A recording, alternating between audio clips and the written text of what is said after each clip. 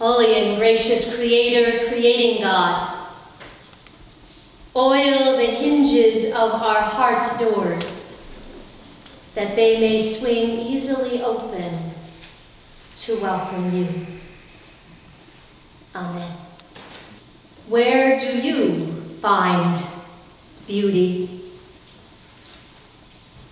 In the rambling fields of purple lavender, or in the calm lines of the Japanese tea house, in the playful glint of sunlight on seawater, or the flash of gold in a Byzantine mosaic, in the joyful eruption of children's laughter, the angelic strains of the Mormon Tabernacle Choir, or the resonant tones of cello and bass. In many different hands clasped, in a new friendship forged, or old wounds finally healed, where do you find beauty? Consider for a moment. Maybe even close your eyes. Sift through the moments, the people or places that have stirred you deeply. Picture them in your mind's eye. Try to engage all your senses. What do you see? What do you feel? What do you smell, hear, taste? Beauty is like a sigh, or sometimes a gasp. It stops us in our tracks, causes us to catch our breath, or reminds us to breathe more deeply. Beauty, which is awe, which is wonder, which is yes. Hold on to those images you've conjured. The colors, textures, feelings, smells, but open your eyes if they were closed. Did any of you picture a church? We come to church to walk in beauty. It is the title of today's reflection, a continuation of the sermon series, The Case for Church. We come to church, I believe, to walk in beauty. For there is strength and beauty in God's sanctuary, sings the psalmist, not only here, but surely here. Churches, no matter what the architecture, are built to provoke a sense of wonder. They are meant to be beautiful. Those who built the soaring cathedrals did so as an act of praise. In our own New England congregational ancestors, they chose these simple lines to calm the spirit, and clear glass windows to let the light in, and to permit the eye to gaze out into God's holy world. Have you ever been drawn to a house of worship, not because it was Sunday morning, but because it was there and you were walking by? Have you ever stumbled upon an outdoor chapel in the woods, or stepped into the cool, echoing halls of a Renaissance-era sanctuary just to admire its dramatic scale? Peter Hawkins, professor of religion and literature at Yale Divinity School, wandered into churches all the time as a boy. He went, he says, looking not necessarily for God, but for beauty.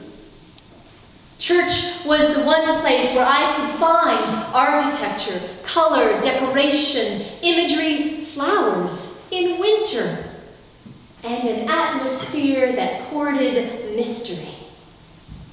Each of the sanctuaries I visited had something to offer anyone who opened the door.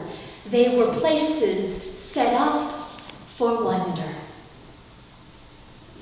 Places set up for wonder. My sense is that our souls crave wonder, that we need to be awed as surely as we need human touch or air to breathe. And beauty has a way of stirring up our sense of wonder, of making our souls sing. But what exactly is beautiful, you might well ask? Does all beauty come from God or lead to God? Is it all holy? Or can beauty distract from all that is holy? What are idols, after all, if not human renderings that draw our attention somehow away from God until we are worshiping silver and gold instead of the maker of the universe? The North African theologian Augustine of Hippo grappled with this very question generations ago, oscillating between his love for music and his fear that its beauty might somehow entice him away from God. Now, there's no question that beauty has been co-opted by the marketplace in our time. In the words of preacher and hymn writer Thomas Stroger, we live in an age where beauty has been commercialized and degraded. Beauty is reduced to being young, fit, rich, and glamorous. This is not the beauty about which the psalmist speaks. And we know this. We feel it in our hearts that beauty is more than skin deep, that it asserts itself in the most unexpected ways and places, in the wrinkles that deepen on a laughing face, or in the unlikely eruption of daisies pushing up between the cracks in the sidewalk. A member of our Bible study group this week observed that what we say about Christian baptism might also be said about beauty. That it is an outward and visible sign of an inward grace. An inward grace. Author Terry Tempest Williams writes about finding beauty in a broken world. She traveled to Italy to be apprenticed to a maker of mosaics. Mosaic, she says, is a conversation between what is broken. A conversation between what is broken.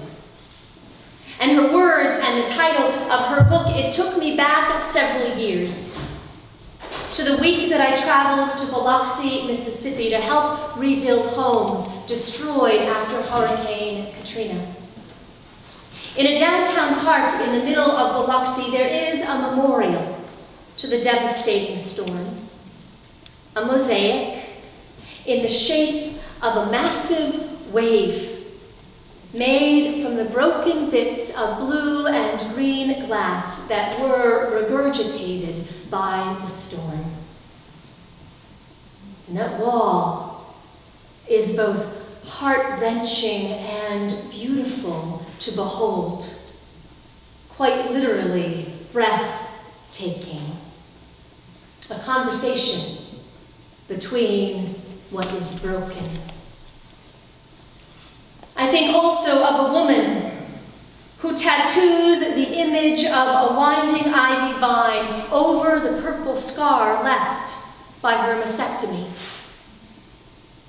Or a community that paints a 30-foot mural across the wall of a blighted building, or plants a community garden in an abandoned lot. Here, too, we find beauty. Beauty which is life-asserting, soul-feeding, hope-engendering, full of grace. I think that that's the beauty for which we come looking. Beauty which has the power to soothe the soul and heal the heart. To assure us that drudgery, fear, and ugliness do not have the last word. And so we listen to the voices of the choir. We watch that light streaming in through the windows. We light a candle. And maybe, just maybe, something opens up inside us. A window to the divine. In his New York Times op-ed earlier this week, the ubiquitous David Brooks reflected on the transformation of the university from an institution steeped in religious practice to one that is now entirely secular. And though he commends the commitment to diversity that led to that change, he considers what has been lost in the process. Students now learn how to work, but may never be taught how to ask the deeper questions like, why should I pursue this? Or what is my purpose?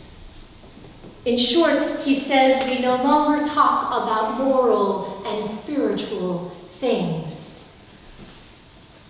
Because it's David Brooks, he has suggestions about how to remedy this. He calls on universities, among other things, to do this. To foster transcendent experiences. If a student spends 4 years in regular and concentrated contact with beauty, he writes, with poetry or music, extended time in a cathedral, serving a child with Down syndrome, or waking up with loving friends on a mountaintop, there's a good chance something transcendent and imagination-altering will happen. Something transcendent and imagination-altering. Ah, there it is. This is why I come to church.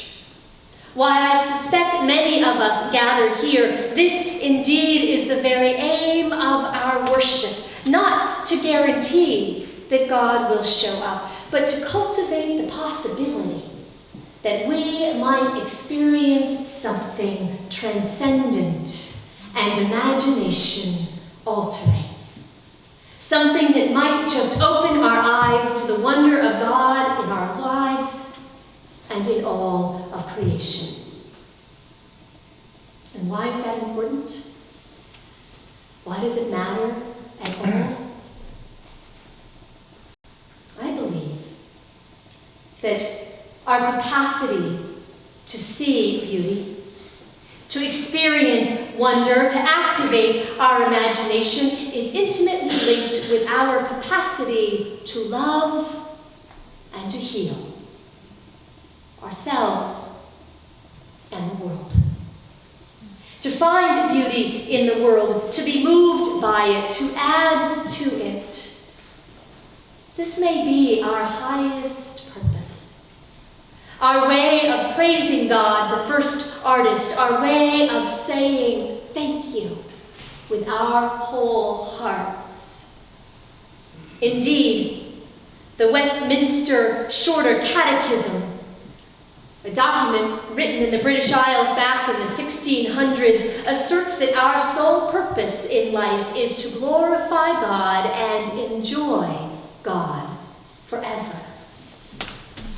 So maybe we don't come to church with that in mind at the start. Maybe we come at first, like Peter Hawkins, just looking for beauty. like a plant that grows towards the light. But discovering it, we might just find our eyes and our hearts opened to something more, opened to the presence of God and that possibility of grace. We might find ourselves asking each other the question that Russ Brenneman tells me he used to ask his students: when you look at something, what do you see? This is the question we are invited to ask all the time at Saugatuck Church. When you look at something, what do you see?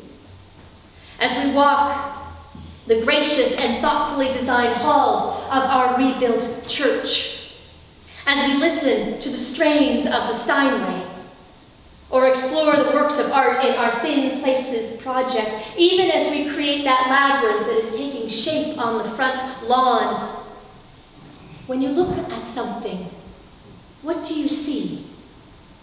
When you look here, and there, and over there, what do you see? An art object? Or a window to the holy, something beautiful? Or the source of that beauty?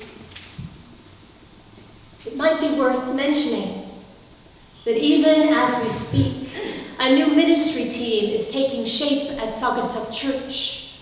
We are calling it the Team for Spirituality and the Arts.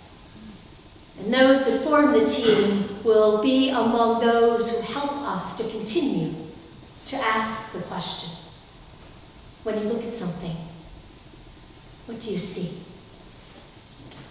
Here then is my prayer for us at Saugatuck Church, that together we might walk in beauty, that doing so might change the way we see the world and see each other, that it might transform our very understanding of wonder, that beauty in this sanctuary might inspire us to look beyond the sanctuary, until everywhere we look, we see the beauty, which is God at work, creating, mending, transforming our world.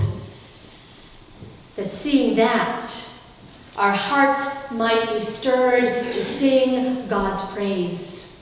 With the heavens to sing, let the earth rejoice. As the sea roars and all that fills it, as the fields exult and everything in it, as the trees and the forests sing for joy, so shall we, so shall we. Thanks be to God. Amen.